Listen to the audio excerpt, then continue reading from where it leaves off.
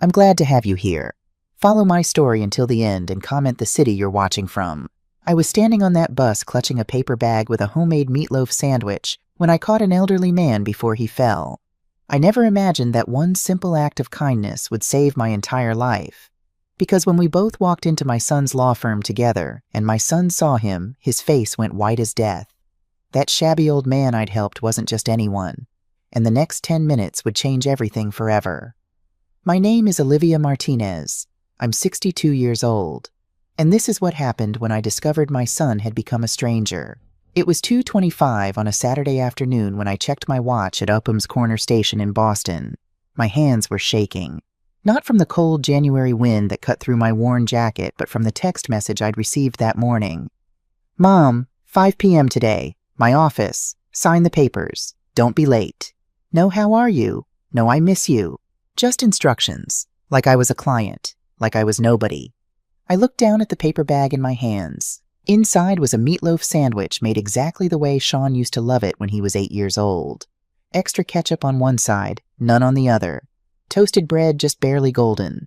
I'd woken up at 6 this morning to make it, hoping that maybe, just maybe, it would remind him of who we used to be. Who he used to be. The Route 15 bus pulled up at 2:30 sharp.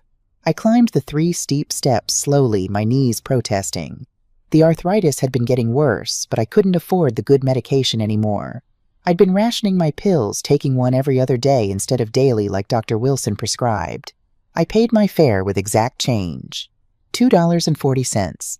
I'd counted it out 3 times this morning to make sure I had it right. The bus was packed. Every seat taken. People in their business clothes, teenagers with headphones, mothers with strollers. I moved toward the back, gripping the overhead rail with my free hand, careful not to crush the paper bag. Near the priority seating, a young man sprawled across the blue-marked bench. He couldn't have been more than 22, 23. Expensive Nike sneakers, the kind that cost more than my monthly electric bill. White AirPods in his ears. Designer jacket. He sat with his legs spread wide, taking up the space meant for 2 people scrolling through his phone like he owned the world. I noticed but said nothing. You learn after 62 years when to speak up and when to stay invisible. And women like me were good at being invisible. The bus lurched forward. I grabbed the rail tighter and watched Boston pass by the grimy windows. This used to be my city.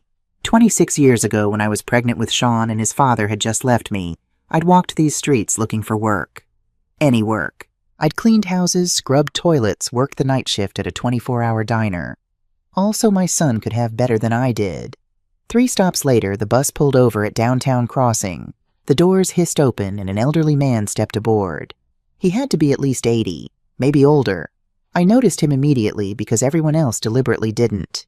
His coat was threadbare patches sewn onto the elbows with mismatched thread. His shoes were split at the seams, held together with what looked like duct tape. No gloves despite the January cold. His hands gripping the rail as he climbed the steps were red and raw, but it was his face that made me look twice. Beneath the worn exterior there was something else. A dignity in the way he held himself. Intelligence in those pale blue eyes. Like he was someone playing a role wearing a costume. He climbed the steps slowly, breathing hard. Each step seemed to cost him. When he reached the top, he stood in the aisle looking around for a seat. There were none. His eyes landed on the priority seating where the young man sat sprawled and oblivious. The elderly man moved closer, gripping the overhead rail. The bus started moving again, and he swayed dangerously.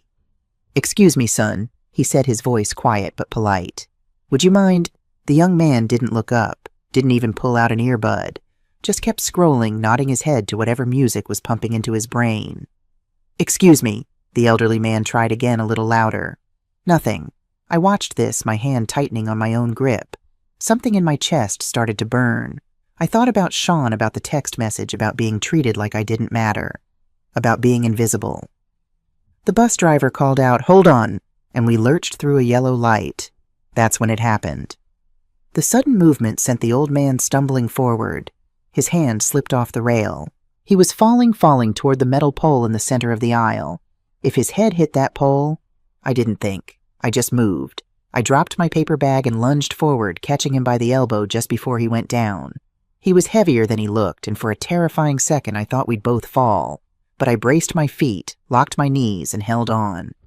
"I've got you, sir," I said, breathless. "I've got you." He clutched my arm, gasping.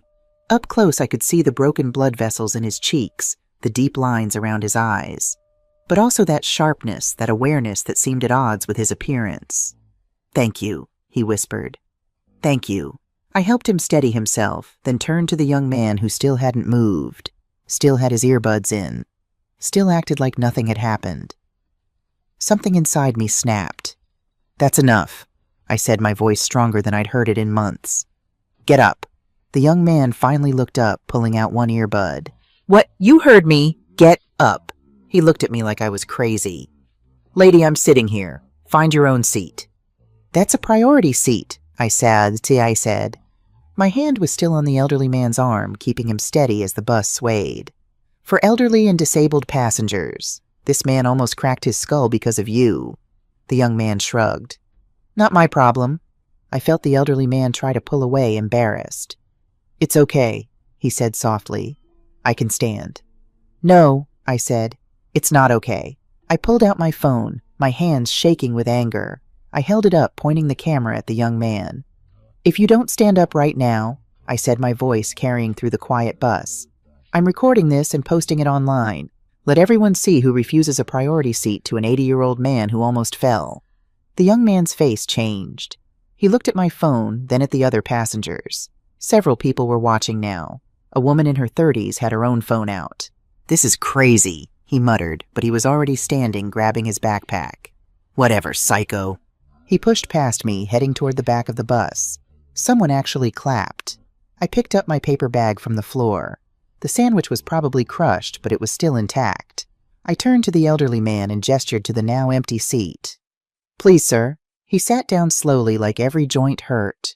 When he was settled, he looked up at me with those striking pale blue eyes. "Thank you," he said again. "Truly, not many people would do that." I shrugged, suddenly embarrassed. My mother taught me to speak up when something's wrong, even when it's uncomfortable. He smiled, but there was something else in it. Something thoughtful. He kept looking at me like he was studying my face, memorizing it. "What's your name?" he asked. "Olivia," I said. "Olivia Martinez." "William," he said. "William Hartley." I took the spot where the young man had been standing, holding the overhead rail. The bus rolled on through downtown Boston, and I found myself thinking about Sean, about the meeting at 5 o'clock, about the papers I was supposed to sign. "What's in the bag, if you don't mind me asking?" I looked down at the crumpled paper. "Meatloaf sandwich, my son's favorite when he was little." Something softened in William's eyes. "He's a lucky man to have a mother like you." Lucky. If only he knew. "I used to make it every Sunday," I heard myself saying. "He'd eat the whole thing in 3 bites, no matter how big I made it. Then he'd ask for seconds." I paused. "That was a long time ago." "But you still remember," William said quietly. "That means something." The bus stopped. More passengers shuffled on and off. I shifted my weight, trying to ease the pressure on my bad knee. "I'm meeting him this afternoon," I said. I don't know why I was telling a stranger this. Maybe because he'd looked at me like I mattered, like I was visible. 5 o'clock, at his office downtown. He must be doing well. "He's a lawyer," I said, and I couldn't keep the pride out of my voice even now. "Works at Commonwealth Law Firm, one of the most prestigious firms in Boston." Something flickered in William's eyes. Quick gone almost before I saw it. "Commonwealth, that's quite an achievement." "Yeah," I shifted the paper bag. "He worked hard to get there. I'm proud of him. I just wish—" I stopped. "Wish what?" William's voice was gentle. "He wants me to sign some papers today." I said the words, tumbling out before I could stop them. "Property papers. The house I've lived in for 25 years. It's in his name now. Has been since I bought it. I put it in his name because the real estate agent said it would be easier for inheritance. But now he wants me to sign it over officially. Take a small payment and move on." William was quiet for a moment. When he spoke, his voice was firm. "A mother's love is priceless. Never let anyone tell you otherwise." There was something in his tone that made me look at him more closely. But before I could respond, the driver called out, "Downtown crossing, next stop." I checked my watch. 3:10. Still early, but I wanted to be there before 5. Wanted time to talk to Sean to remind him of who he used to be before he became this stranger in an expensive suit. William stood up from his seat. I reached out automatically to help him. "Thank you, Olivia," he said. "Then where are you heading?" "Commonwealth Law Firm, One Financial Center." His smile widened slightly. "What a coincidence. I'm heading that way too." Something about his tone made me pause, but I couldn't place what it was. "We can walk together then," I offered. "I'd like that very much." The doors hissed open. We stepped onto the sidewalk of Downtown Crossing into the heart of Boston's financial district. Around us, people rushed past in every direction. Suits, briefcases, everyone looking important, everyone belonging to a world I'd never been part of. I felt small here, out of place. A 62-year-old woman in a worn jacket carrying a homemade sandwich in a paper bag. But William seemed perfectly at ease, like he'd walked these streets 1,000 times. He looked up at the tall buildings, those glass and steel towers reaching toward the gray winter sky, and something crossed his face. Not awe, recognition. "This way," I said, gesturing toward the financial district. We started walking together, two strangers heading to the same place for very different reasons. I didn't notice how often William glanced at me as we walked. Didn't catch the way his eyes sharpened when I mentioned Commonwealth Law Firm. Didn't see the slight smile when I said Sean's name like he was 3 moves ahead in a game I didn't even know we were playing. All I could think about was the meeting, the papers, the house at 47 Dorchester Avenue that had been my whole world for a quarter of a century, and my son who used to climb into my lap and ask for another meatloaf sandwich, who now wanted to take away the only home I'd ever truly owned. As we walked down the crowded sidewalk, weaving between business people who barely saw us, my mind drifted back 26 years to when everything changed. "Tell me about your son," William said beside me. His breathing was steady now, not labored like on the bus. "If you don't mind?" I glanced at him. Most people didn't want to hear old women talk about their children, but his eyes were genuinely interested. "Sean's 34 now," I said. "Smart as a whip. Always was, even as a little boy." What I didn't say was that Sean was all I had been since his father walked out 2 weeks after I told him I was pregnant. "I was 36 when I had him," I continued. "Single, scared out of my mind, working 2 jobs just to pay rent on a room in Dorchester." William listened without interrupting, and somehow that made it easier to talk. "We lived in 1 room, maybe 200 square feet. Hot plate for cooking bathroom down the hall. Sean slept on a pull-out couch. I slept on the floor next to him." I smiled at the memory even though it had been so hard. Every morning at 5, I'd wake up, make his breakfast, walk him to school. Then I'd go to whatever job I could find. Cleaning houses mostly. Sometimes waitressing. "You did what you had to do," William said. "I did, but I wanted more for him. So much more." We stopped at a crosswalk. The light was red. Around us, a dozen people waited impatiently, checking their phones, their watches. Nobody looked at each other. Then one day, I said I saw it. Number 47 Dorchester Avenue. A small house with peeling paint and a sagging porch. But it had 2 bedrooms and a yard where Sean could play. The light changed. We crossed. "How much?" William asked. $180,000. I laughed, but there was no humor in it. "Might as well have been $1 million. I was making minimum wage. Had $8,000 in savings. Took me 4 years to save that." "But you found a way." "I sold everything. My car, my grandmother's ring, borrowed from everyone I knew, took on a 3rd job." The memories came flooding back. 18-hour days, 7 days a week for 6 months. I'd come home and Sean would already be asleep. Wake up before he did to go to work. We walked past 1 Federal Street, getting closer to the financial district. The buildings here were newer, shinier. Everything was glass and steel and money. I finally got enough for the down payment. $36,200. I could still remember the exact number. Went to the bank. They said no. My income was too low, too unstable. Tried 3 more banks. Same answer every time. "That must have been devastating," William said softly. I was ready to give up. Then the real estate agent said, "Put it in your son's name. Easier for inheritance. You make the payments, he gets the deed. It's what families do." I stopped walking. We were in front of One Financial Center now, that massive glass tower where Sean worked, where he was waiting for me. "It made sense," I said. "Sean was my blood, my boy. Of course I trusted him." William was looking at the building too, but his expression was unreadable. So I signed, I continued, $647 a month for 25 years. Never missed a payment. Not once. I fixed the roof when it leaked, painted the walls, turned that rundown house into a home. I could see it all so clearly. Sean doing his homework at the kitchen table I'd bought at a yard sale, learning to ride a bike in the driveway, me running behind him, both of us laughing. His high school graduation on the front porch, both of us crying. When he got into college, I worked even harder, I said. Paid his tuition, his books, his rent near campus. He graduated with honors, no debt. Then law school. Same thing. You must be very proud, William said. I was. The past tense slipped out before I could stop it. I am. He's a lawyer now. Successful. Everything I dreamed he'd become. But I looked at William. Really looked at him. This stranger who'd somehow gotten me to spill my whole life story on a sidewalk in downtown Boston. But somewhere along the way he changed, I whispered. Or maybe I just never knew who he really was. My phone buzzed.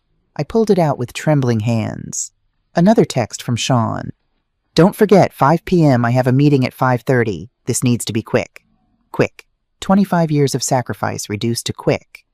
The house is worth $420,000 now, I said, staring at the message. Sean wants me to sign it over. He's offering $15,000, less than half what I put down 25 years ago. William's face hardened. $15,000 for a house you paid for. He says if I don't sign, I need to pay him $3,000 a month in rent. Or leave. My voice cracked. I don't have $3,000 a month. I can barely afford groceries and medication. The phone buzzed again. And Mom, please don't embarrass me. This is my workplace. Professional appearance only. I looked down at my jacket, the one I'd had for 8 years with the frayed cuffs I'd tried to fix with a needle and thread. My shoes comfortable but old, the leather cracked. My hands work-worn and rough. Professional appearance only. I made him a sandwich, I said, holding up the paper bag. His favorite. I thought if he saw it, maybe he'd remember. Remember when he was 8 and sick and I carried him 2 miles to the emergency room because I didn't have a car. Remember when he was 12 and got into that fight at school and I held him while he cried. Remember when... I couldn't finish. The tears came without permission, hot on my cold cheeks. William gently took my elbow and guided me to a bench outside the building. We sat. He didn't say anything, just let me cry. A few people walking past glanced at us, then quickly looked away. An old woman crying on a bench wasn't worth their time. After a few minutes, I wiped my eyes with the sleeve of my jacket. I'm sorry. You don't need to hear all this.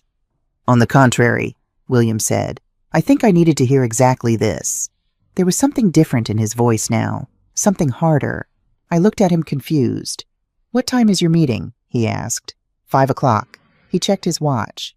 It was a simple watch, the kind you could buy at a drugstore for $20. But the way he checked it, the gesture seemed almost practiced, habitual. It's 3:15 now, he said. We have time. Time for what?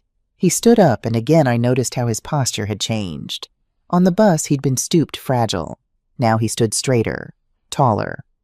Time for you to compose yourself, he said, and time for me to observe. Observe what? Your son, William said simply. I'd very much like to meet the man who treats his mother this way. Something in his tone sent a shiver down my spine. Not fear, something else, like a judge about to enter a courtroom. William, I said slowly. Who are you really? He smiled, that same enigmatic smile he'd given on the bus. I'm exactly who I said I am. William Hartley, an old man you helped on a bus. But that wasn't the whole truth. I could feel it. Come on, he said, offering me his arm. Let's go inside. I believe I have an appointment here as well. An appointment? You said you were heading this way, but I said I was heading to Commonwealth Law Firm, William corrected gently. And I am. I have business there. Business that I suspect is about to become very interesting. We walked toward the entrance of one financial center. The revolving doors gleamed. Through the glass I could see the marble lobby, the crystal chandeliers, the portraits on the walls of distinguished-looking men in suits and robes. My hands were shaking again. I clutched the paper bag tighter. Olivia, William said just before we reached the door, whatever happens in there, I want you to know something. What you did on that bus, standing up for a stranger, speaking up when no one else would, that took courage. Real courage. It was nothing, I mumbled. No, he said firmly. It was everything. And I don't forget kindness. Ever. The way he said it with such weight, such certainty, made me look at him again. Really look. Who was this man? But before I could ask, he pushed open the door and we stepped into the lobby of Commonwealth Law Firm. Into my son's world. Into whatever was about to happen next. The lobby of Commonwealth Law Firm was built to intimidate, and it worked. I stepped inside at 322, William beside me, and felt immediately viscerally small. The ceiling soared 30 feet high. Crystal chandeliers hung like frozen waterfalls catching the cold afternoon light from floor-to-ceiling windows. The floor was polished white marble so clean I could see our reflections like ghosts beneath our feet. Along the walls were portraits. Dozens of them. Distinguished men in black robes and expensive suits, their faces stern and confident. Founders, partners, the architects of justice, or at least the kind of justice that came with a $500 an hour billing rate. At the far end of the lobby was a reception desk made of dark wood that probably cost more than my entire house. Behind it sat a young woman who looked like she'd stepped out of a fashion magazine. Perfectly styled blonde hair. Makeup that probably took an hour to apply. A suit that I recognized from a store window in Back Bay, the kind with a price tag that made my stomach turn. Rachel Bennett, her nameplate said. She was typing on her computer, long manicured nails clicking on the keyboard. I felt every one of my 62 years in that lobby. Felt the weight of my worn jacket, my frayed cuffs, my scuffed shoes. The paper bag in my hands suddenly seemed ridiculous. Childish. Beside me, William looked around with quiet interest. If he felt out of place in his threadbare coat and taped-together shoes, he didn't show it. He studied the portraits with the faint smile of someone recognizing old friends. We approached the desk together. Rachel looked up, and I watched her eyes travel from my face down to my shoes and back up again. The smile that had been forming on her lips faltered. "Can I help you?" The words were polite. The tone was not. I cleared my throat. "I'm here to see Sean Martinez. I'm his mother." Rachel's eyes widened. "His mother?" "Yes, ma'am." She stared at me for a long moment. I could see her trying to reconcile what she knew of Sean's successful associate attorney Sean Martinez with the woman standing in front of her in a jacket held together with hope and determination. Let me call upstairs," she said, finally reaching for the phone. Before she could dial, a man in an expensive suit walked past. Mid-30s, slicked-back hair, the kind of confident stride that came from never having been told no. He glanced at me, at William, and his face twisted into something between amusement and disgust. "Rachel," he said loud enough for half the lobby to hear. "Who's the old lady looks lost?" Rachel hesitated. "She says she's Mr. Martinez's mother." The man stopped mid-stride, turned fully to look at me. "Sean's mother." He pulled out his phone, already dialing, stepping a few feet away, but he didn't bother lowering his voice. "Boss?" "Yeah, your mom's here, down in the lobby." Pause. "Yeah, she's holding a paper bag." Another pause. His voice dropped to something that might have been pity. "I know you said 5. Yeah, she's here now." I felt my cheeks burn. Around us, other people in the lobby were starting to notice. A couple of lawyers by the elevators. A client waiting on one of the leather sofas. All of them looking at me like I was a problem to be solved. The man hung up, looked at me with that same pitying expression. "He's on his way down," he said, then like he was doing me a favor. "You can wait over there." He pointed to a bench near the door, the kind of bench meant for delivery people, for people who didn't belong. "Thank you," I managed. William and I moved to the bench. He sat beside me and I noticed something. In all the commotion, in all the staring and whispering, no one had really looked at him. An old man in shabby clothes was invisible here, beneath notice. But William didn't seem bothered. He sat with perfect posture, hands folded in his lap, watching everything with those sharp blue eyes. 10 minutes passed. Each second felt like an hour. Rachel pretended to work at her computer, but I caught her glancing at us. The man in the expensive suit, whose name I later learned was Austin Reynolds, stood by the elevators with another associate, both of them looking at their phones and occasionally glancing my way. I heard fragments of their conversation. "Didn't know Sean had..." "Never mentioned." "Paper bag, can you believe?" My hands tightened on the bag. Inside the sandwich I'd made with such hope this morning. the sandwich Sean used to devour in 3 bites, laughing with a mouthful of meatloaf, making me laugh too. The elevator chimed. The doors slid open, and my son stepped out. Sean Martinez, 34 years old, 6 feet tall, lean and fit from whatever expensive gym he belonged to. His suit was Tom Ford charcoal gray, perfectly tailored to his frame. His shoes were Italian leather, polished to a mirror shine. His hair was styled with some kind of product that made it look casually perfect, like he'd just run his hands through it, though I knew he probably spent 20 minutes on it every morning. He looked successful, powerful, like he belonged in this marble palace of law and money. He looked nothing like the little boy who used to climb into my lap when he had nightmares. He saw me, and his jaw tightened. Just a little. Most people wouldn't notice. But I'd known that face for 34 years. I'd kissed that face when it was covered in tears and scraped from falling off his bike. I'd watched that face light up on Christmas morning and crumple when I told him we couldn't afford the toy he wanted. I knew every expression, every tick. And right now that face was showing anger and embarrassment. He walked toward me, not quickly, not slowly, controlled, professional. Several people greeted him as he passed. "Hey, Sean? Martinez, good job on the Hanover case. Sean, you coming to the thing Friday?"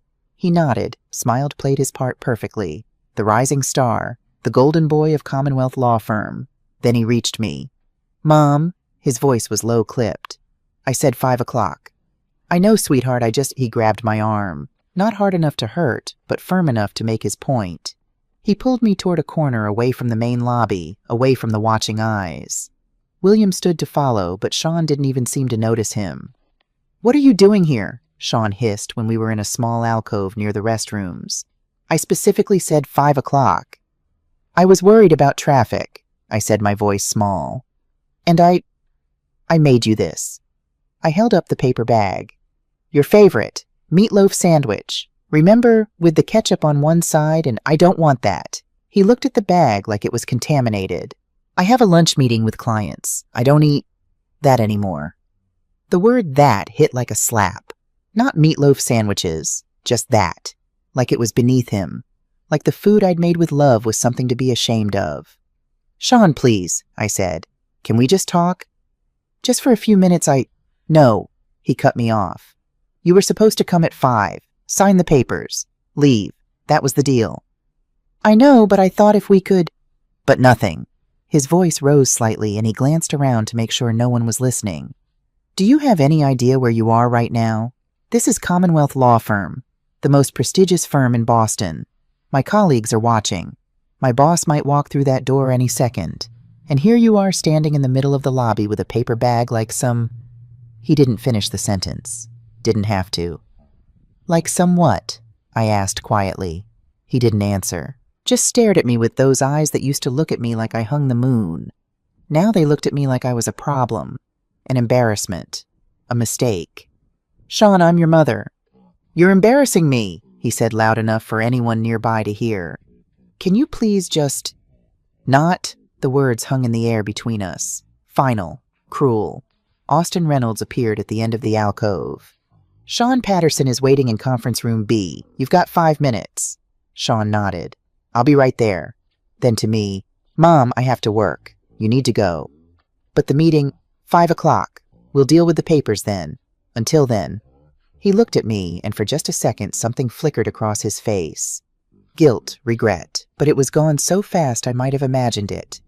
"Just go somewhere. Get coffee. I don't care. But don't stay here." He turned to walk away. "Sean, wait." My voice cracked. "Please, I came all this way. I just want to talk to you. Really talk. Not about the house or the papers. Just about us. About—" He spun back around, and now the anger was clear, undisguised. "There is no us, Mom. There's you and there's me, and those are 2 separate things. You made your choices. You lived your life. And now I'm living mine. And my life doesn't include—" He gestured at me at my clothes, at the paper bag. "This." Each word was a knife. "I worked 3 jobs," I whispered. "I gave you everything.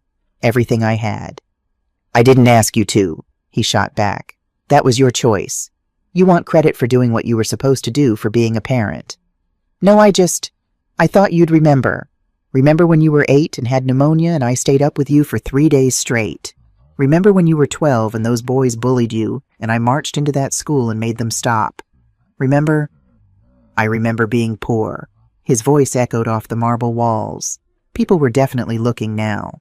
I remember wearing hand-me-downs while every other kid had new clothes. I remember you showing up at school in your cleaning company uniform smelling like bleach and toilet cleaner. I remember everyone knowing exactly what you were. The lobby had gone quiet. Or maybe it was just that all I could hear was my own heartbeat pounding in my ears. "Sean," I breathed.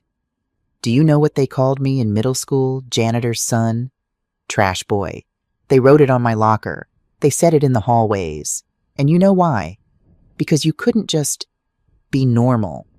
Couldn't just dress normal, act normal. You had to be this." He was breathing hard now, 20 years of resentment pouring out like poison. "I spent my entire childhood embarrassed," he continued. "Embarrassed by our apartment. Embarrassed by our car when we had one. Embarrassed by you showing up to my high school graduation in a dress you got at Goodwill." "It was all I could afford," I whispered. "Exactly," he threw his hands up. "It was all you could afford. Because you were too proud to ask for help, too stubborn to accept anything from anyone. And I paid for it. Every day I paid for your pride with my humiliation." I couldn't speak, couldn't breathe. All I could do was stand there while my son, the boy I'd sacrificed everything for, told me exactly what he thought of those sacrifices. "The house," he said, pulling a folder from under his arm. "Papers, legal documents. It's in my name, has been for 25 years. Legally it's mine. You have no claim to it." "But I paid. I don't care." His shout echoed through the marble lobby. "I don't care what you paid. I don't care what you sacrificed. The deed has my name on it. That's all that matters in law. That's all that matters anywhere." He thrust the folder at me. It hit my chest and I had to grab it with both hands, the paper bag with the sandwich falling to the floor. "Sign it," he ordered. "Take the $15,000 and go. Or don't sign and pay me $3,000 a month in rent. Your choice. But either way, I want this done. I want you handled." Handled, like I was a case file, a legal problem. My knees felt weak. I looked down at the folder, then at the paper bag on the marble floor, the sandwich probably crushed now. All that hope literally on the ground. And that's when I heard it. A voice from across the lobby, quiet but carrying. "That's quite enough." We both turned. William stood there, no longer sitting on the bench, standing tall, straighter than he'd stood before. His shabby coat somehow didn't look so shabby anymore, or maybe it was just the way he wore it with absolute confidence. Sean looked at him for the first time, really looked. "Who the hell are you?" William didn't answer, just stood there, those pale blue eyes fixed on my son with an expression I couldn't quite read. Before anyone could say anything else, the elevator chimed again. The doors opened, and everything changed. The man who stepped out of the elevator was in his early 50s. Gray suit perfectly tailored. Silver hair swept back from a high forehead. Leather briefcase that probably cost more than I made in 3 months. But it wasn't his clothes or his briefcase that commanded attention. It was his presence. Patrick Westfield, managing partner of Commonwealth Law Firm. I knew who he was because Sean had mentioned him once years ago in one of our increasingly rare phone calls. "He's a legend, Mom. Argued cases in front of the Supreme Court. If he notices you, your career is made." Patrick had been heading home, early briefcase in hand, ready to end his Saturday. But he stopped when he saw the scene in the lobby. Saw his star associate, Sean Martinez, red-faced and angry. Saw an elderly woman in worn clothes holding a folder of legal documents. Saw Austin Reynolds hovering nearby with his phone out. And saw William. Patrick's face went white. The briefcase slipped from his fingers and hit the marble floor with a crack that echoed through the silent lobby. "Judge," the word came out as barely a whisper. He walked forward slowly like a man in a dream, or a nightmare. When he reached William, he did something I'd never seen a man like Patrick Westfield do. He bowed. Actually bowed from the waist. "Your Honor," Patrick's voice shook. I didn't know you were visiting today." The lobby was so quiet I could hear my own heartbeat. Sean stood frozen, his mouth slightly open. What's going on?" Patrick ignored him, still focused on William. "Judge Hartley, if I'd known you were coming, I would have—" "Judge," Sean repeated louder now. His eyes darted from Patrick to William. "What are you talking about?" Austin Reynolds, standing by the elevators, had gone pale. He stared at William, then pulled out his phone and started frantically scrolling. I saw the moment he found what he was looking for. His face went gray. "Oh my God," Austin whispered. Rachel Bennett stood up from her desk, hand over her mouth, staring at William like she'd seen a ghost. Patrick finally turned to Sean, and his expression was something between fury and disbelief. "Sean, do you have any idea who you just tried to throw out of this building?" No, Patrick pointed at the wall, at the portraits, at the largest one hanging in the place of honor directly across from the main entrance. A portrait of a man in judicial robes, older, more distinguished than the shabby figure standing in the lobby. But the face was unmistakable. The same pale blue eyes, the same strong jaw, the same bearing that even threadbare clothes couldn't hide. The brass plate beneath it read, "Judge William Hartley, Founder Commonwealth Law Firm, 1982. Sean looked at the portrait, looked at William. The color drained from his face like someone had pulled a plug. "No," he whispered. You can't be." "Good afternoon, Patrick," William said calmly. His voice had changed. The elderly quaver was gone. Now it was the voice of a man used to commanding courtrooms, used to being obeyed without question. Patrick seemed unable to speak, just stared. "You weren't supposed to know I was here," William continued, his voice quiet but carrying through the silent lobby. "Today I decided to take the bus. Dress down. I wanted to see how ordinary people live, how they treat each other when no one important is watching." He glanced at me and his expression softened. "This woman," he gestured toward me, "gave up her seat for me when not a single other person would. There was a young man sitting in the priority seating. I asked him politely if he might move. He refused. The bus hit a pothole. I nearly fell." Rachel made a small sound. Austin had backed up against the wall like he wanted to disappear into it. "This woman," William said again, "caught me before I hit the floor. Then she stood up to that young man, told him she'd record him and post it online if he didn't give up the seat. When he finally moved, she didn't take the seat for herself. She gave it to me, a stranger in old clothes. The lobby was so quiet I could hear the hum of the fluorescent lights. She stood for 30 minutes on that bus," William continued, holding a paper bag just so an old stranger could sit comfortably. "She didn't know who I was, didn't care about my clothes or my status. She just saw someone who needed help, and she helped." His eyes moved across the crowd, landing on Sean. "And then I came here, to my own firm, the firm I built 43 years ago on one principle, that integrity is everything. And I watched this woman's own son treat her like garbage." Sean's face had gone from white to gray. "Judge Hartley, I sincerely apologize. I didn't know it was you. If I'd known—" "You're not sorry you insulted me." William's voice cut like a blade. "You're sorry you got caught. There's a difference." The words hung in the air like a sentence. "If I'd been wearing a suit," William said quietly, "would you have treated your mother differently? If I'd walked in looking like Patrick here, would you have screamed at her in front of the entire lobby?" Sean said nothing, couldn't answer. "That's what I thought." Patrick stepped forward, his face dark with barely controlled rage. "Sean, my office, now." Sean flinched like he'd been slapped. "Mr. Westfield, please, I can explain." "Now," Patrick repeated. "I'm coming with you," William said. "I want to hear about these papers Mrs. Martinez is supposed to sign." Austin Reynolds moved forward, head bowed like a man approaching the gallows. "Your Honor, I apologize for my rudeness earlier. When I called her—" His voice trailed off. "Save it," William said, not even looking at him. "You're just as guilty as he is. More so, perhaps. You knew better. You're 32 years old, not a child." Austin went even paler. I wondered if he was going to be sick right there on the marble floor. I stood there still holding the folder Sean had thrust at me, trying to process what was happening. The old man from the bus, the one I'd helped, was Judge William Hartley, the founder, the legend whose portrait hung on the wall. And he was about to walk into a meeting about my house, about the papers Sean wanted me to sign. "Mrs. Martinez," William said, turning to me. His voice was gentle now. "You're coming too. This concerns you, doesn't it?" I looked down at my worn jacket, my work-roughened hands, the paper bag with the crushed sandwich still on the floor where I dropped it. Yes, sir. Then let's go. Patrick pressed the elevator button. The doors opened immediately like they'd been waiting. Sean stepped inside first, his legs visibly shaking. Patrick followed, his jaw tight with controlled fury. Then William. William turned back to me and held out his hand. Come, Olivia. I took his hand. It was warm, steady, strong. Not the hand of a frail old man at all.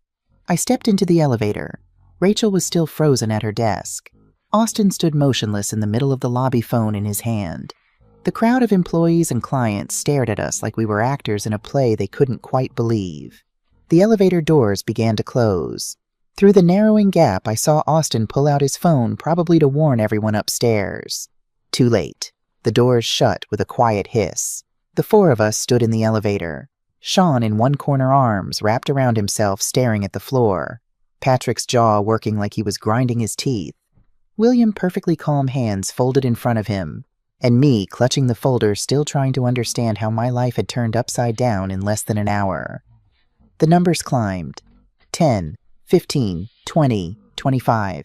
It hit me, then really hit me. The shabby old man on the bus, the one nobody wanted to help, the one Sean had been ready to have security throw out, was the most powerful person in this building. And he'd seen everything. The elevator chimed softly. Floor 28. Patrick Westfield's office was on the corner of the 28th floor, with floor-to-ceiling windows overlooking Boston. On a clear day, you could probably see all the way to the harbor. Today, the January sky was gray and heavy, making the city below look cold and distant. The office itself was exactly what you'd expect from a managing partner. Mahogany desk, leather chairs, bookshelves lined with law journals and case reports. Framed degrees from Harvard. Photographs with senators, judges, even a president. But none of that mattered now. William sat in one of the leather chairs like it had been made for him. Patrick stood beside his desk, rigid. Sean sat in a chair in the corner, looking like he wanted to disappear. I stood near the door, still holding the folder, afraid to sit without permission. Sit, Olivia, William said gently, gesturing to the chair beside him. I sat. The leather was soft, expensive. I'd never sat in a chair this nice in my life. Patrick cleared his throat. Judge Hartley, on behalf of this firm, I sincerely and deeply apologize for what you witnessed. William held up a hand.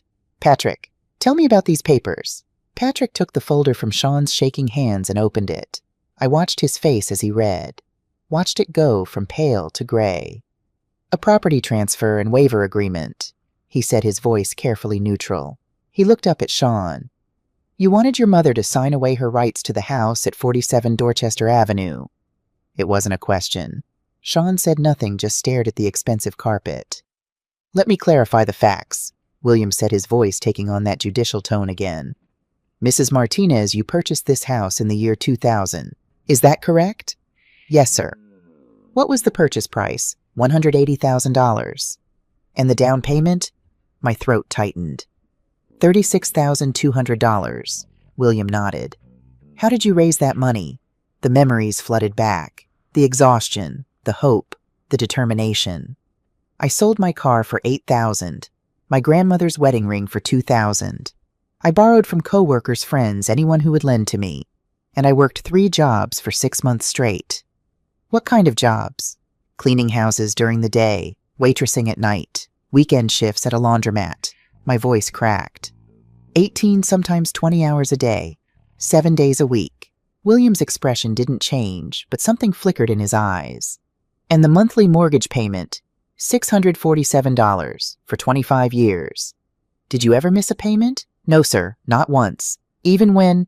I stopped. Even when what? William prompted gently. Even when I had to choose between groceries and the electric bill. Even when I had to ration my blood pressure medication because I couldn't afford both the pills and the payment. Not once in 25 years did I miss that payment. Patrick was staring at Sean with an expression I couldn't quite read. Disgust, disappointment. Both Judge Hartley, Patrick said, his voice strained. All of this was paid by Mrs. Martinez, but the deed was put in Sean Martinez's name. That's what the real estate agent recommended, I said quietly. She said it was easier for inheritance, that it's what families do. William leaned back in his chair.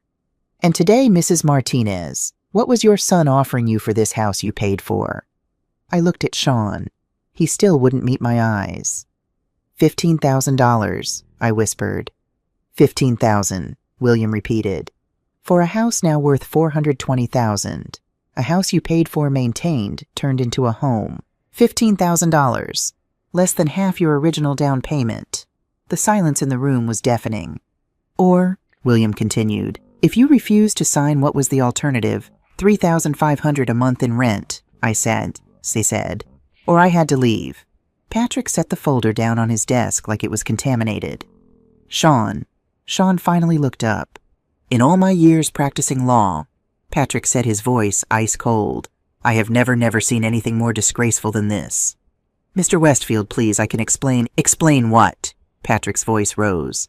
Explain how you were going to defraud your own mother. Explain how you stood in my lobby and screamed at the woman who sacrificed everything for you. I wasn't defrauding. The deed is in my name legally. I know the law. Patrick slammed his hand on the desk. I also know what's right. And this is so far from right. I can't even see right from here. Sean stood up, desperation in his voice.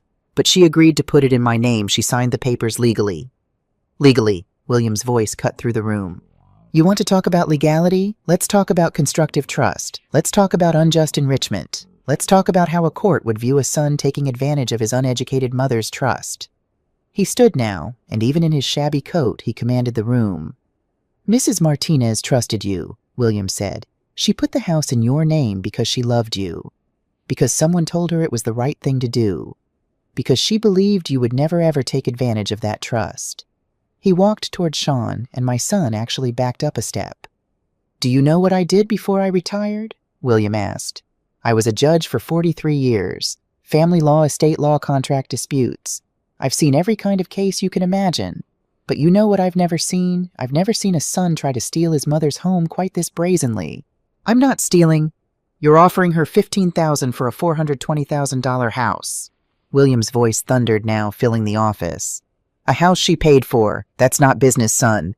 That's theft dressed up in legal language. Sean's face crumpled.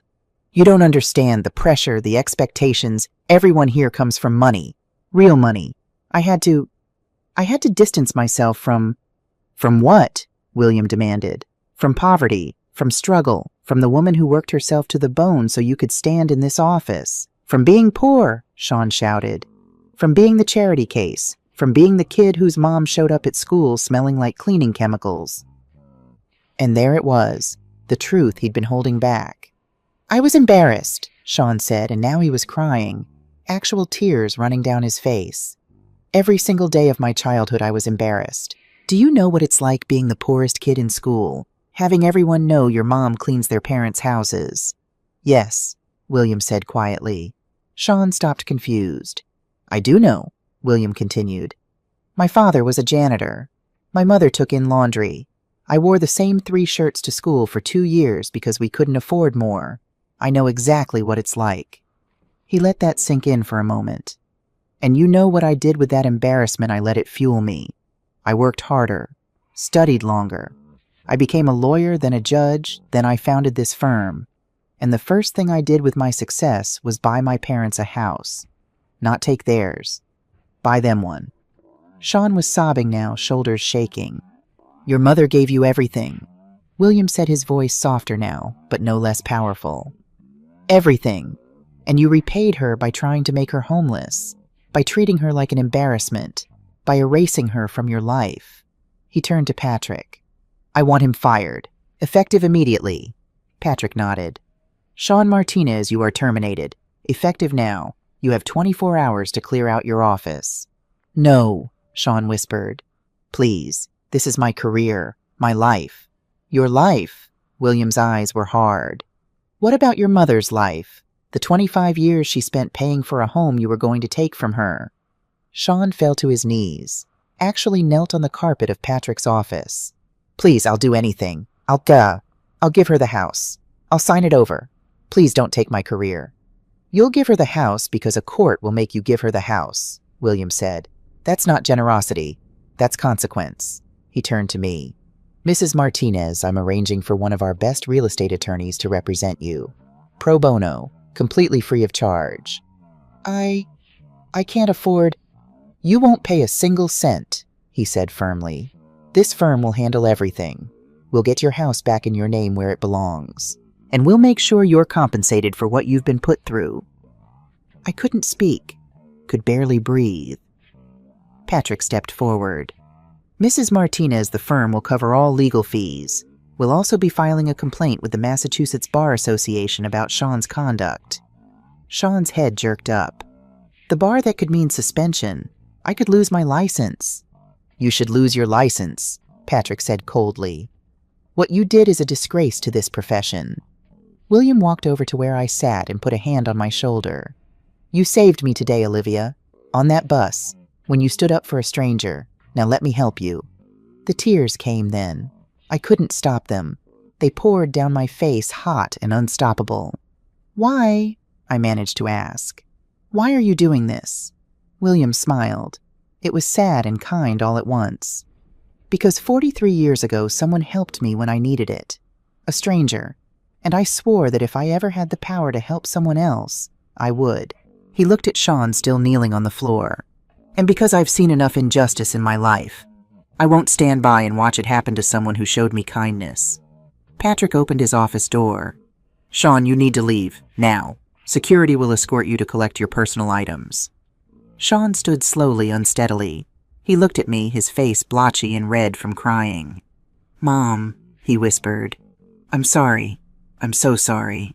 I looked at my son, the boy I'd carried through the night when he was sick, the teenager I'd held when he cried about being bullied, the young man I'd been so proud to see graduate, and the stranger who'd just tried to take everything from me. "I don't know if I can forgive you," I said quietly. "Not right now, maybe not ever." Sean's face crumpled, but he nodded. He understood. Security arrived. 2 men in uniforms who treated Sean with professional courtesy but firm insistence. They escorted him out of Patrick's office toward the elevators toward the end of his career at Commonwealth Law Firm. The door closed behind them. I sat in that leather chair in that corner office on the 28th floor and tried to understand that my life had just changed completely. "Mrs. Martinez," Patrick said gently. "Would you like some water coffee?" "Water, please," I managed. He poured it from a crystal pitcher into a crystal glass. I took it with shaking hands and drank. It tasted cold and clean and perfect. William sat back down beside me. "How are you feeling?" "I don't know," I said honestly. "I don't know what I'm feeling." "That's understandable," he said. "You've been through a trauma. It will take time to process." "What happens now?" "Now," William said, "we get you a lawyer. We file the necessary paperwork, and we make sure that house is put in your name where it always should have been. And Sean," William's expression hardened, "Sean will face the consequences of his actions. The Bar Association will investigate. He'll likely be suspended.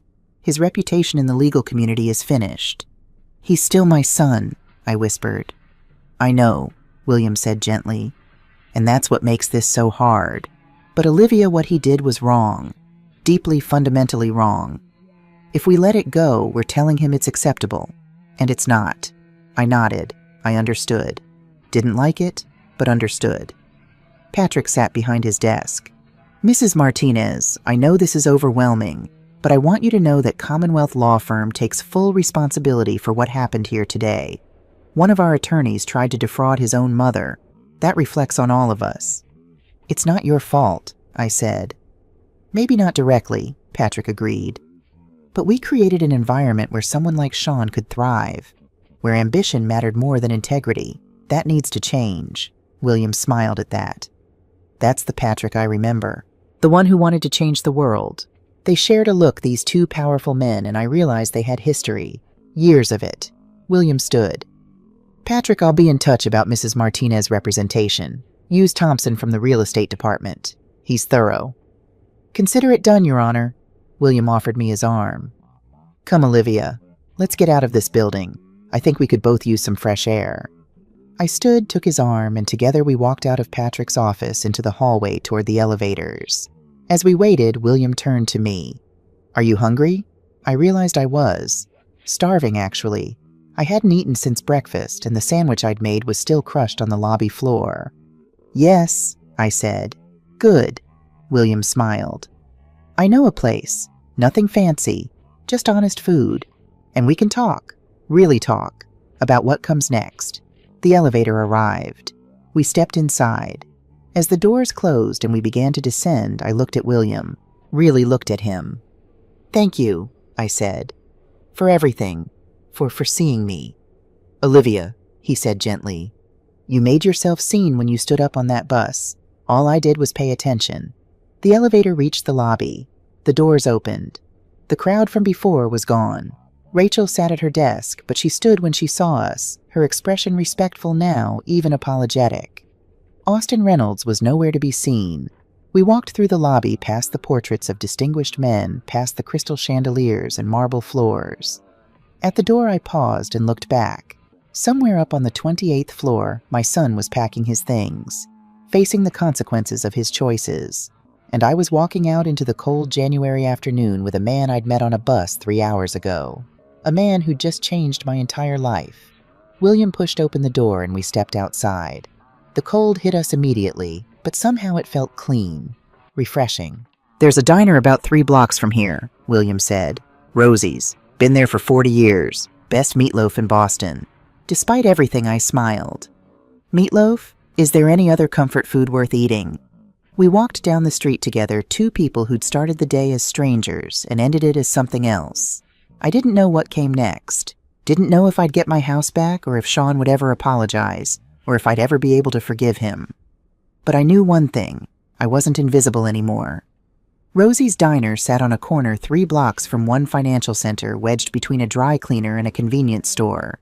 The sign out front flickered, half the neon tubes were dead, and the windows were fogged with condensation from the warm air inside, meeting the cold January afternoon. It was the kind of place I knew well, the kind of place where people like me belonged. William held the door open and a wave of warmth washed over us, carrying the smell of coffee frying onions and something baking in the oven. The interior was exactly what you'd expect: red vinyl booths with duct tape covering the tears, a long counter with swivel stools, a jukebox in the corner that probably hadn't worked since 1995. Behind the counter, a woman in her 60s with steel gray hair pulled back in a bun looked up. When she saw William, her weathered face broke into a genuine smile. "Well, well, look what the cat dragged in. William Hartley as I live and breathe." "Hello, Rose," William said, and his whole demeanor changed. The formality from the law firm melted away. This was a different William, relaxed, at home. "Haven't seen you in, 3 months? Rose came around the counter, wiping her hands on her apron. "I thought maybe you'd forgotten about us little people now that you're retired." "Never," William said. "I've just been conducting some research." Rose's eyes slid to me, taking in my worn jacket, my tired face, the way I clutched my purse like someone might snatch it. But there was no judgment in her gaze, just curiosity and kindness. "Who's your friend?" "This is Olivia Martinez," William said. "Olivia, this is Rose Thompson. She's owned this place for 38 years, and she makes the best meatloaf in Boston, maybe in all of Massachusetts." "Oh, stop," Rose said, but she was pleased. "You want your usual booth?" "Please." Rose led us to a corner booth near the back, away from the windows. The vinyl was cracked, but clean. William slid in on one side, and I took the other. Rose pulled out 2 laminated menus from behind the napkin dispenser. "Coffee?" she asked. "Please," we both said at the same time. Rose returned a moment later with 2 thick ceramic mugs and a pot of coffee that had probably been brewing since this morning. She poured with the practiced ease of someone who'd done it 10,000 times. "What can I get you folks?" William looked at me. "Olivia." I glanced at the menu, but the prices made my stomach clench. $8.99 for the meatloaf plate. I had maybe $12 in my purse, and I'd need that for the bus ride home, if I even had a home to go back to. Just the coffee is fine," I said. "Nonsense," William said. "Rose will have 2 meatloaf specials, extra gravy, and I'll have the apple pie after if you've got it." "Made it fresh this morning," Rose said. "Olivia, you want pie too?" I started to refuse, but William gave me a look, not pushy, just encouraging. "Okay," I said quietly. "Yes, thank you." Rose nodded and headed back to the kitchen, calling out our order to someone I couldn't see. I wrapped my hands around the coffee mug, letting the warmth seep into my fingers. They were still trembling slightly. Everything that had happened in the last hour was starting to catch up with me. "Drink," William said gently. "You're in shock. The coffee will help." I took a sip. It was strong, a little bitter, perfect. I took another sip and felt something in my chest loosen just slightly. "William," I said, "why didn't you tell me on the bus at the station walking to the building? You let me talk about Sean about the law firm, and you never said—" "That I founded it," he smiled. "Would you have talked to me if you'd known? Would you have felt comfortable sharing your story with Judge William Hartley, retired Superior Court Justice and founder of Commonwealth Law Firm?" I thought about it. No, I would have been terrified. Exactly. I wanted to know the truth. Not the version people tell powerful men. The real truth. He took a sip of his own coffee. "And you gave it to me. Every honest, painful word. You were testing me." "No," he said firmly. "I was testing your son and my firm. I wanted to see how they treated people when they thought no one important was watching. The shabby clothes, the bus, all of it was deliberate." "All of it," William confirmed. "I've been doing this for 3 months now, since my wife passed away. Taking the bus, dressing down, going to different parts of the city, watching how people treat each other, how they treat the elderly, the poor, the invisible." His voice got quieter. "Margaret, my wife, she always said I lived in an ivory tower, that I didn't understand how real people lived anymore. She was right. So after she died, I decided to find out." "I'm sorry," I said, "about your wife." "Thank you." He looked down at his coffee. 47 years we were married. She died 2 years ago in November. Cancer. I sat in the hospital with her for 3 months watching her fade away. And you know what she said to me right at the end? I shook my head. She said, "William, don't forget what it's like to be human. Don't forget that your power means nothing if you don't use it to help people." He smiled sadly. "So I'm trying not to forget." Rose arrived with 2 plates each loaded with meatloaf, mashed potatoes, drowning in gravy green beans, and a roll. The portions were generous, the kind of food meant to fill you up and warm you from the inside. "Eat," Rose ordered. "Both of you look like you need it." She wasn't wrong. I picked up my fork and cut into the meatloaf. It was perfect, seasoned just right, moist with a slightly crispy exterior. I took a bite and closed my eyes. It tasted like home. Like Sunday dinners when Sean was little, and we'd sit at our small kitchen table, just the 2 of us talking about his week at school, before everything went wrong. "Good?" William asked. "Really good." I managed around the lump in my throat. We ate in silence for a few minutes. Outside, the January darkness was falling fast. Inside Rosie's diner, with its flickering neon and worn vinyl booths, I felt safer than I had in months. "What happens now?" I asked finally. "With the house, with Sean, with everything." William set down his fork. "Legally, it's straightforward. We file a claim for constructive trust. The law recognizes that when someone holds property in their name, but another person paid for it, equity demands the property belong to the person who paid. You have 25 years of mortgage payments in your name bank records showing the transfer's utility bills you paid. It's an open and shut case. How long will it take? With a good lawyer and clear documentation, 2, maybe 3 months. Patrick will assign Thompson. He's the best real estate attorney in the firm. He'll handle everything. And Sean?" William's expression hardened. "Sean will be investigated by the Bar Association. What he did, attempting to defraud a family member using his legal knowledge to take advantage of someone who trusted him, that's grounds for suspension or disbarment. Will he lose his license? Probably not permanently. First offense, he's young, he'll show remorse. But he'll be suspended. 6 months, maybe a year. And his reputation." William shook his head. "In legal circles, this kind of thing follows you forever. No major firm will touch him after this." I should have felt satisfied, vindicated, but all I felt was sad. "He's still my son," I whispered.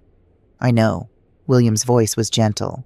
"And that's what makes you a good person, Olivia. Even after everything he did, you still love him." "I don't know if I can forgive him." "You don't have to. Not now. Maybe not ever. Forgiveness isn't required. It's not something you owe anyone, not even your own child." I pushed the mashed potatoes around on my plate. "I keep thinking about when he was 8. He had pneumonia. High fever, couldn't breathe right. I didn't have a car, didn't have money for a taxi. So I wrapped him in blankets and carried him 2 miles to the emergency room, in the snow." William listened without interrupting. He was so scared. Kept saying, "Mama, don't leave me. Promise you won't leave me." And I promised. I said, "I will never leave you, baby. Never. Tears were running down my face now. And I kept that promise. Through everything. I never left him. But he left you, William said quietly. Yeah. I wiped my eyes with a paper napkin from the dispenser. He left me. We sat in silence for a moment. Then William said something that surprised me.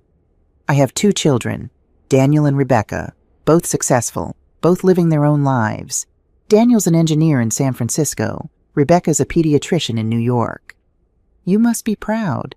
I am, but you know how often I see them, maybe twice a year, Christmas and Thanksgiving if I'm lucky. They call once a month, duty calls 15 minutes of "How are you, Dad?" before they have to go. He stared into his coffee. After Margaret died, I thought they'd come home. Stay for a while. Help me sort through her things, figure out how to live without her. But they came for the funeral and left 3 days later. Back to their important lives. I'm sorry. Don't be. They're living the lives I gave them the opportunity to live. I paid for their education. Their first apartments helped them get started. I wanted them to be independent and successful. And they are. He smiled, but it was sad. I just didn't realize that success would mean they wouldn't need me anymore. They still need you, I said. They just don't know it yet. Maybe. Or maybe Margaret was right. Maybe I was so focused on building my career, my reputation, my firm, that I forgot to build relationships with my own children. Rose came by with the coffee pot topping off our mugs without asking. So when Margaret died, William continued, I started thinking about legacy, about what I was leaving behind. And I realized I've spent 43 years in law. Thousands of cases, hundreds of judgments. But how many lives did I actually change? How many people did I really help? You helped a lot of people. You're a judge. I interpreted the law. I made rulings. But did I help people? Really help them? He shook his head. I don't know. So I decided to find out what the world was really like. Get out of my Mercedes, out of my 3-piece suits, and see how ordinary people live. And I learned that most people are just trying to survive. They're working 2-3 jobs, struggling to pay rent, buy medicine, keep food on the table. And the systems we've built, the legal system, the financial system, they're designed to protect people who already have power. People like me, not people like you. He leaned forward. You worked 3 jobs to buy a house. You never missed a payment in 25 years. You raised a son alone, put him through college and law school, gave him every opportunity. And what does the law say? The law says because his name is on the deed, the house is his. Your sacrifice doesn't matter. Your payments don't matter. Just the name on a piece of paper. But you said I could get it back. You can, because I have the power to make sure you get a good lawyer to put pressure on the firm to make this a priority. But what about all the other Olivias out there? The ones who don't happen to help a retired judge on a bus? They just lose everything. The weight of what he was saying settled over me. The system is broken, William said, and I helped build it. So what are you going to do? He smiled, and this time it reached his eyes. I'm going to start fixing it, one person at a time, starting with you. We finished our meatloaf. Rose brought the apple pie warm with vanilla ice cream melting on top. It was perfect. Everything about this diner was perfect in its imperfection. As we ate our pie, William told me about his plan. I want to establish a fund, he said, for people in situations like yours. People who've been taken advantage of by family members who can't afford lawyers who don't know their rights. I want to help them fight back. That sounds expensive. I have the money. Margaret and I lived comfortably, but we were never extravagant. I have more than enough for myself. Why not use it to do some good? You really mean this? I do. And Olivia, I'd like your input. You've lived this experience. You know what people in this situation need. Would you be willing to help me set this up? I stared at him. Me, but I don't know anything about funds or foundations or... You know what it's like to be powerless. That's more valuable than any legal knowledge. He took a sip of coffee. I'm not asking for an answer now. Think about it. We have time. Rose brought the check. William pulled out his wallet, a worn leather thing that looked like it was 20 years old, and put down 2 20s. William, the bill is only $18, Rose said. Keep the change. You've earned it. Rose smiled and pocketed the money. You two take care. And Olivia, honey, you come back anytime.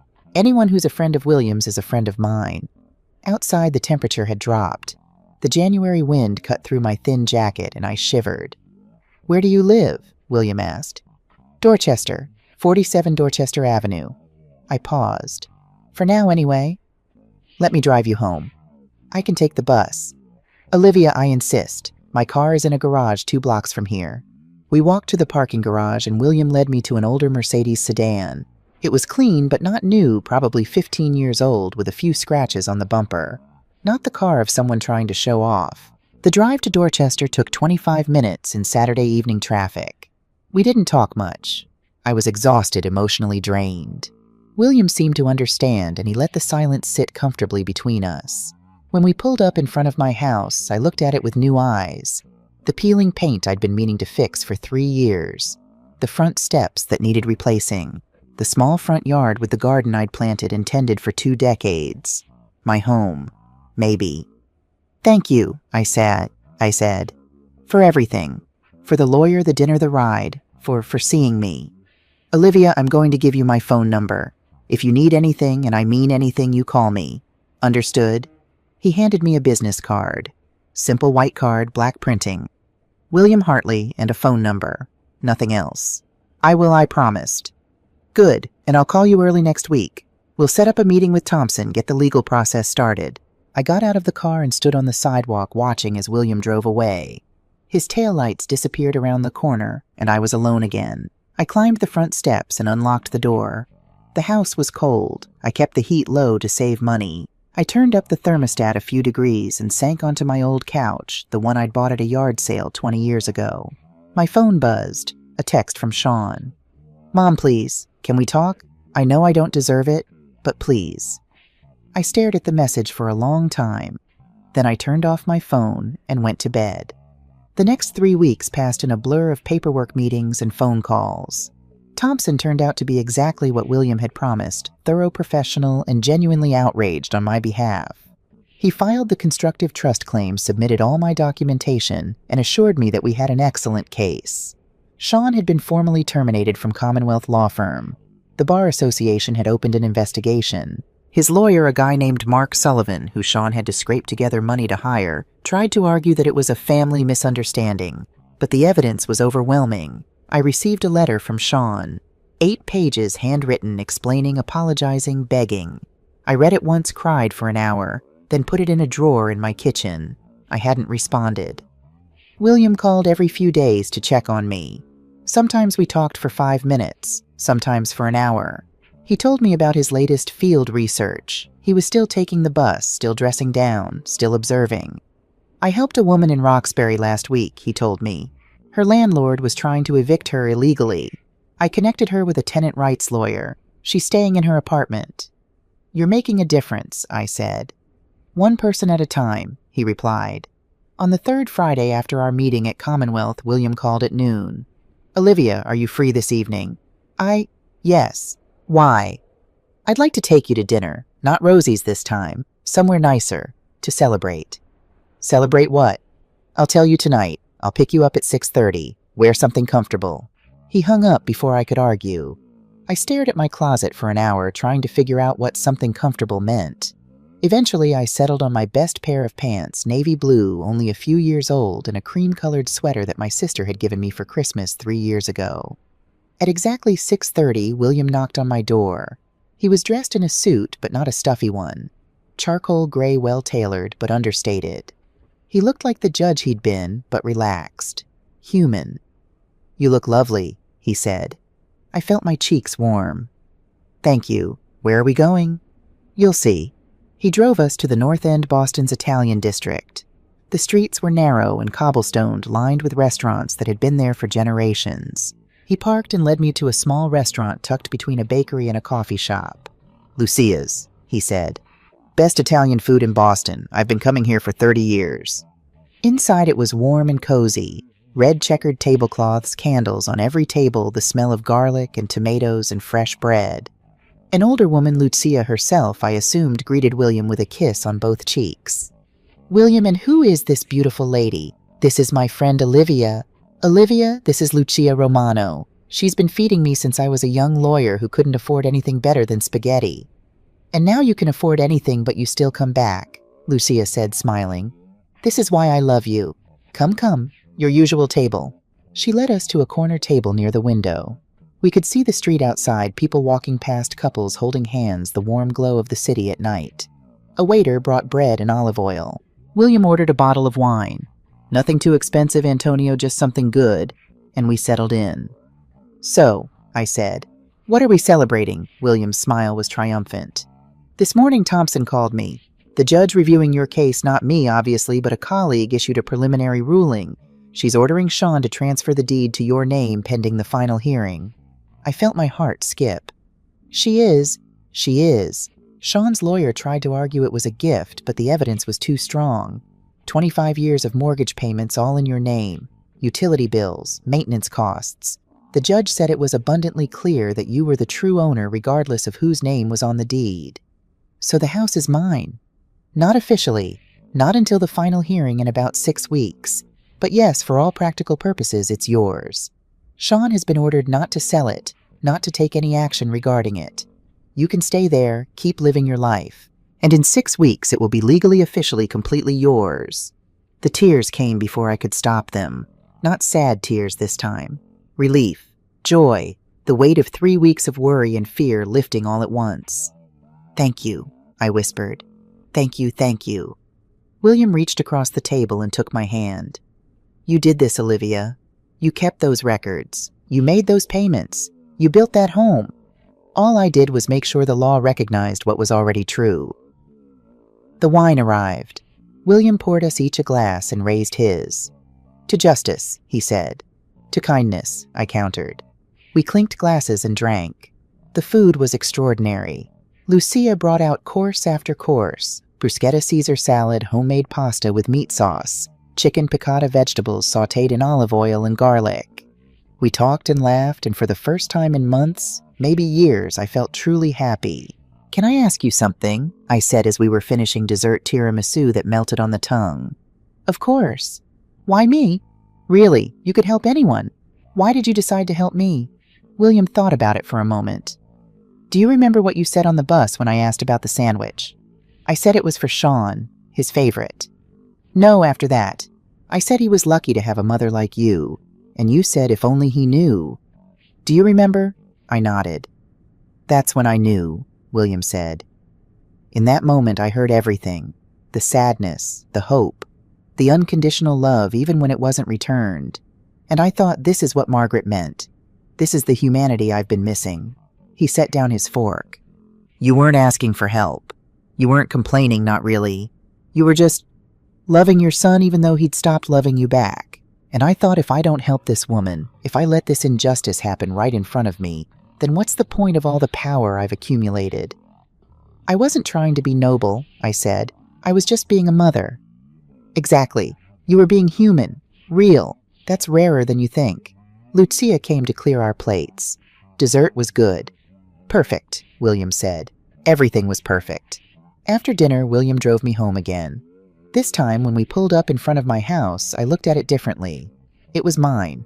Really mine. No one could take it away. "William," I said before getting out, "next Friday, let me cook for you. Come to my house. I'll make meatloaf. The real thing, not diner meatloaf." He smiled. "I'd like that very much." 6 o'clock. I'll be there. I went inside, turned on the lights, and looked around my small living room. The furniture was old, the carpet was worn, the walls needed painting. But it was home. My home. I pulled out my phone and looked at Sean's unanswered texts. There were dozens now. "Apologies, explanations, please." I typed a response. Short, simple. "I got the house. The judge ruled in my favor. I don't know if I can forgive you yet, but I don't hate you. That's the best I can do right now." I hit send before I could change my mind. 3 minutes later, my phone rang. Sean's name on the screen. I stared at it for a long time. Then I let it go to voicemail. I wasn't ready. Not yet. Maybe not ever. But that was okay. The following Friday, I spent the entire day preparing. I cleaned the house from top to bottom even though it was already clean. I went to the grocery store and bought the best ingredients I could afford: ground beef, fresh breadcrumbs, real eggs, good ketchup.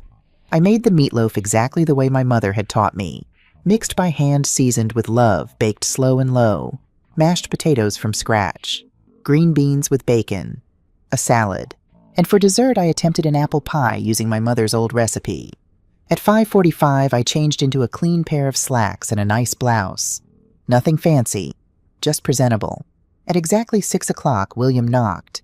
I opened the door and he stood there with a bottle of wine in one hand and a bouquet of flowers in the other. "You didn't have to," I said, but I was touched. I wanted to.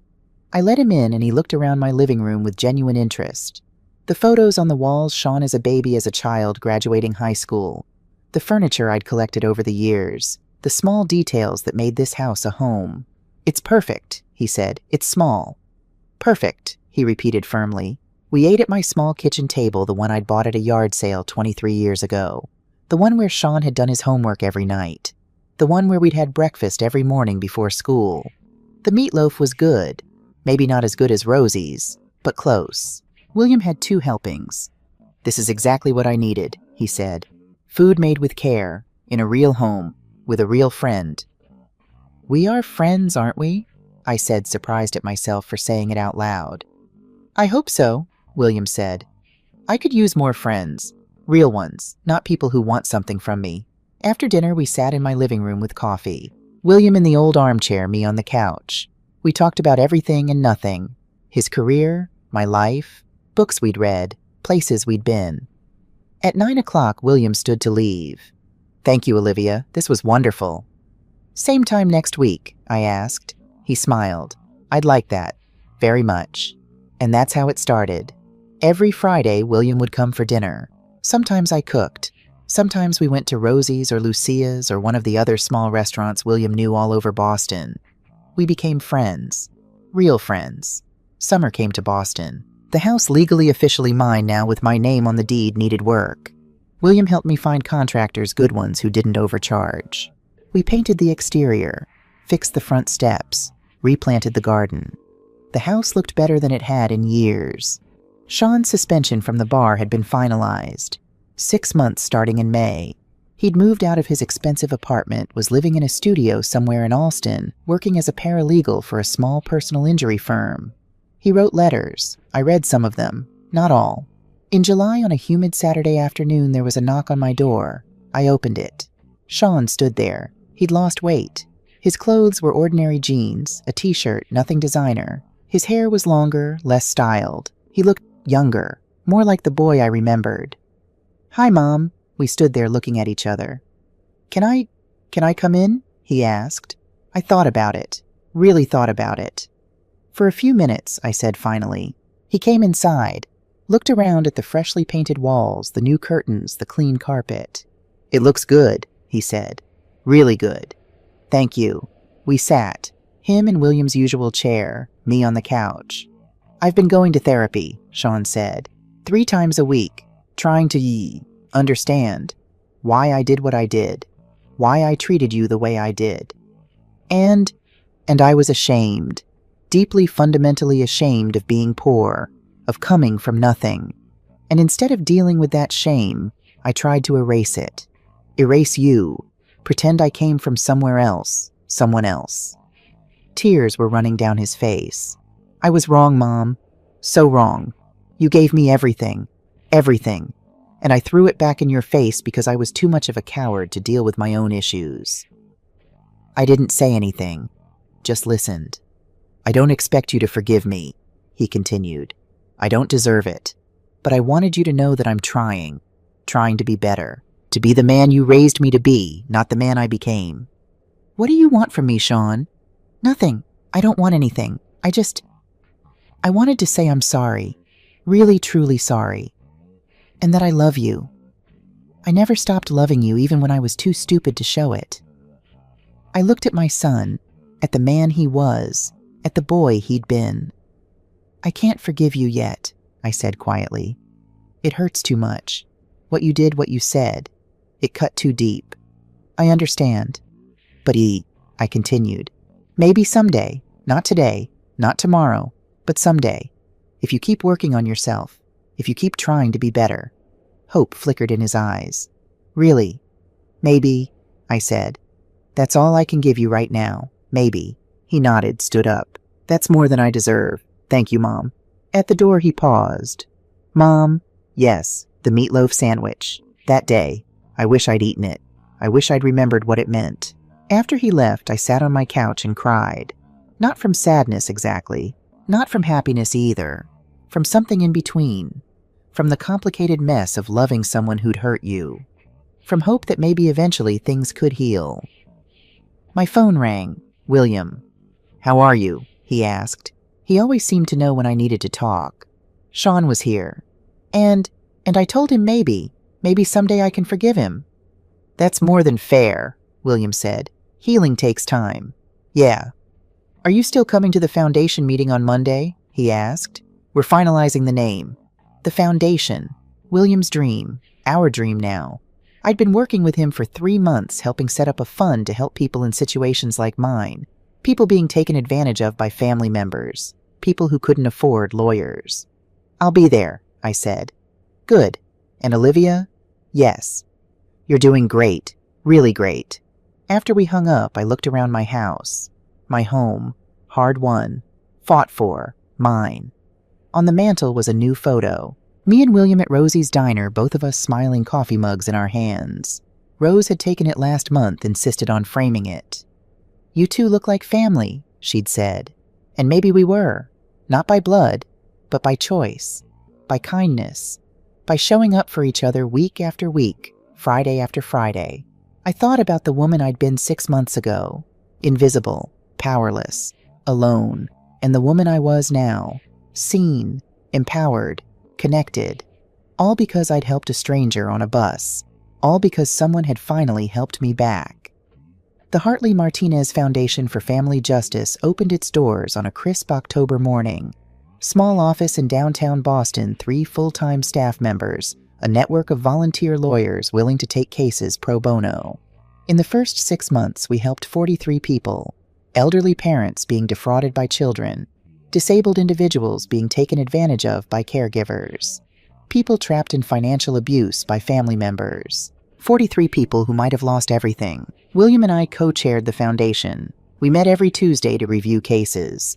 Every Friday, we still had dinner together, sometimes at my house, sometimes at his condo overlooking the Charles River, sometimes at Rosie's, our favorite place. Sean completed his suspension, got his license back, didn't go back to big law. Instead, he joined a small firm doing immigration work, helping people who couldn't afford expensive lawyers. We had dinner once a month now. Slowly, carefully, we were rebuilding something. Not what we'd had before. Something different. Something more honest. I'd forgiven him. Not all at once. Not in one dramatic moment. But gradually, over months of therapy, his and mine conversations, and watching him genuinely try to change. William's children came to visit more often now. They'd seen the work he was doing with the foundation, seen how alive it made him. They wanted to be part of it. Last week, William and I were interviewed for a local news story about the foundation. The reporter asked me, "What made you decide to do this work?" I thought about that day on the bus, the elderly man stumbling, the young man who wouldn't move, the decision to speak up when it would have been easier to stay silent. "Someone showed me that kindness matters," I said, "that standing up for people matters, especially when no one important is watching. I wanted to pass that on." After the interview, William and I walked to Rosie's for lunch. "You know," he said as we slid into our usual booth, "I never told you why I was really on that bus that day. You said you were doing research." "I was, but that's not the whole truth." He looked at me with those sharp blue eyes. "I was lonely, Olivia, desperately lonely. My wife was gone. My children were busy with their own lives. I had all the money and power and success anyone could want, and I'd never felt more alone. And now," he smiled, "now I have a friend, a real friend, someone who sees me not Judge Hartley, not the founder of a law firm, just William, a slightly ridiculous old man who likes to ride buses and eat meatloaf." "You're not ridiculous," I said. "Neither are you, and yet that's what your son tried to make you feel like. Ridiculous, invisible, worthless." "He doesn't think that anymore." "No," William agreed. "He doesn't. People can change, if they want to badly enough." Rose brought our usual meatloaf specials, extra gravy. As we ate, I thought about the past year. Everything that had changed, everything I'd learned. That one moment of kindness could change a life. That being seen was a gift more valuable than money. That family wasn't just blood, it was the people who showed up week after week who chose to be there. That forgiveness was possible, but it took time and work and honest change. That I wasn't invisible, never had been. I'd just been surrounded by people who'd chosen not to see me. After lunch, William drove me home. At my door, he paused. "Same time next Friday?" he asked. "Always," I said. I watched him drive away, then went inside my house. The house that was truly, legally, undeniably mine.